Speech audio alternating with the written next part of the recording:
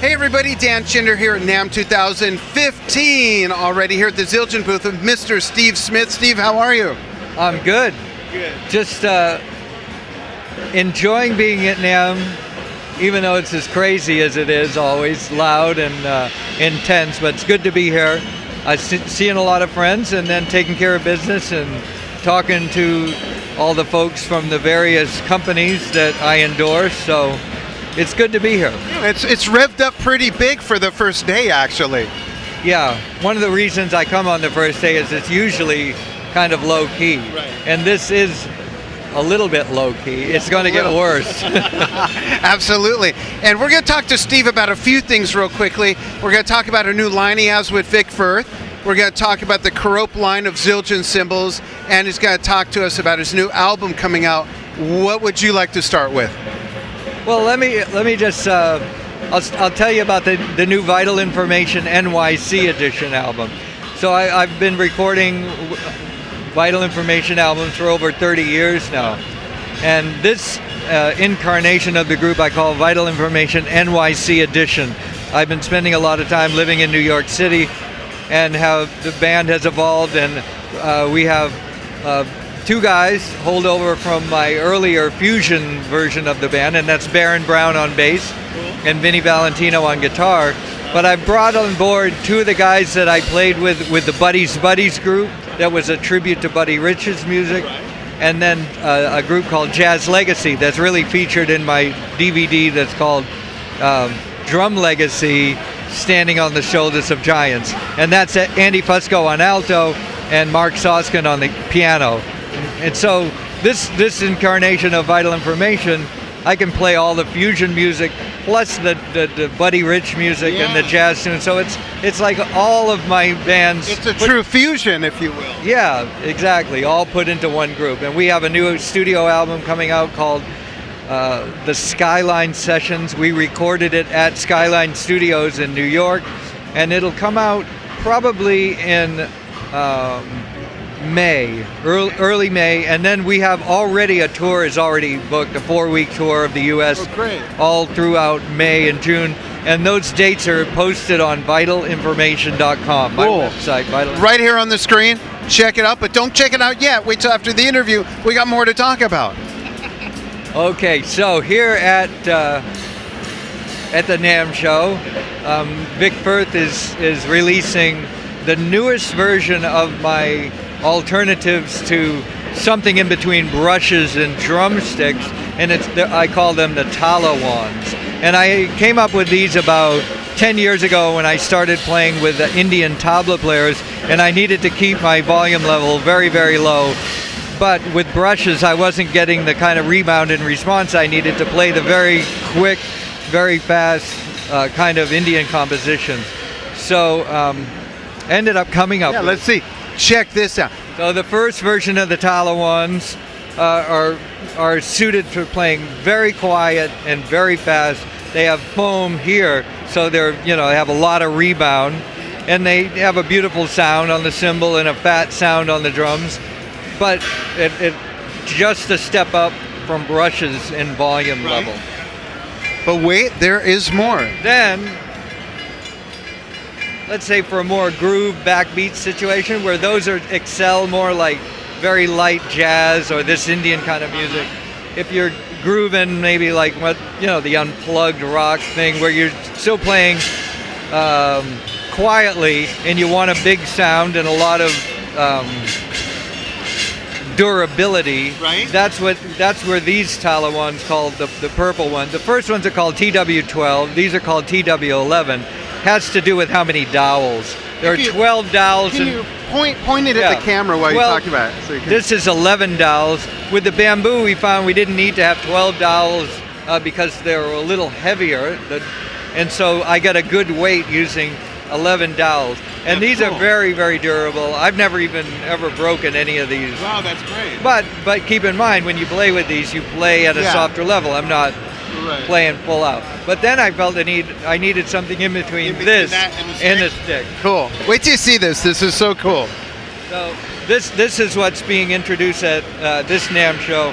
It's the TW4 it's because we use 4 slats to create the stick, so it's square. It's not a round stick, and all of these bamboos that we use, they're highly individual.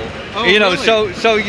So if you get one that's got like a little bump, that's just like a little joint in the bamboo, It's just and they're the all property gonna of the wood. Exactly. It's They're a all craft, gonna be actually. they're all going to be really different like that, I wanna and the grab color one and the down. coloration's going to be unique to each one. But hold one real close for the camera. yeah, Each piece is very unique because Yeah. of that, right? yeah. And with these, I get a really full sound out of the drums. Again, a lot of rebound, and volume level. It's pretty high. It's getting close to a stick, but it's still under a stick. And so I've been using these in a lot of group situations, and a lot with the Indian musicians, especially. These are working out really well. How long does it take you to develop something like this from concept in your head to product? Close to 2 years. Wow. Yeah, because we try all kinds of different material, different lengths, and then there's I got a prototype of these about a year ago at the NAMM Show, and then all this year we've been fine tuning it, and it has to do with like the length of the wrappings, whether to put some here or not. Here we put some here. It just keeps these from any kind of like splitting or anything like that with this wrapping on the tip. Plus, I have the wrapping for my grip, which is so I can get a very good balance point, and being in traditional grip or match grip. Otherwise, some of these type of like rods, they only have wrapping this far down. So if you hold them down here, you don't have a good balance, Yeah. So I made sure that everything is custom fit for very good technique. And then other people can get the benefits of that. Right. So Versatile regardless of how they use it and grip it. yeah, Now, that's Yeah. cool. Very interesting. yeah. Cool. Do you want to tell us about the Kerope cymbal line that you're part of? Yes, I'm also using the Zildjian Kerope cymbals. I use them as hi-hats. Well, interesting thing about them is they don't always classify them like ride or crash or whatever. Right. It's just an 18-inch Kerope or a 19-inch or a 20 or 22. Generally, I use a 22-inch as a ride. I have a 19-inch that I use as a crash ride, and then a couple of 18s that I use as a crash. So I've really been in love with these cymbals and grooving on them ever since they came out about a year ago, I think. Okay. Yeah. So each cymbal is very versatile, which is why they don't classify it as a ride or a crash, because it depends on the player, right? How they utilize it.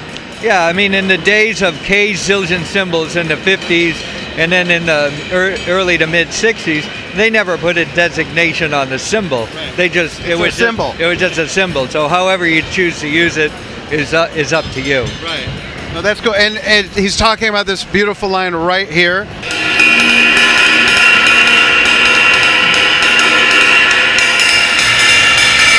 That's real bright.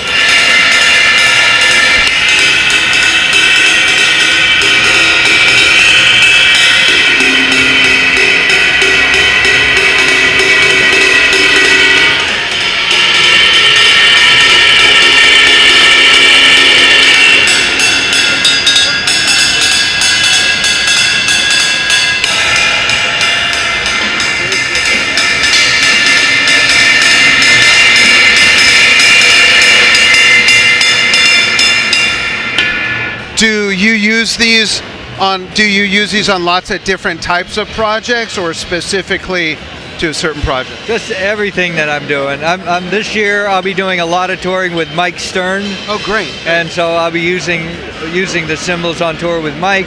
I'll be touring with my own group, Vital Information. Like I said, we have that tour in May and June across the U.S. All summer I'll be touring with Mike. I have a gig with a Buddy Rich alumni big band, cool. and it's organized by Bobby Shue, who was the lead trumpet player for Buddy. Back in the early days, he played on the original West Side Story recording. And he's got Pat LaBarbera and Andy Fusco, all kinds of great people in the group. We have a gig in Prague in June. After the Vital Info tour, I'm going to Prague to do that. And where is the Vital Information tour? Where are those? It's basically East Coast, Midwest, and West Coast. Great. Yeah.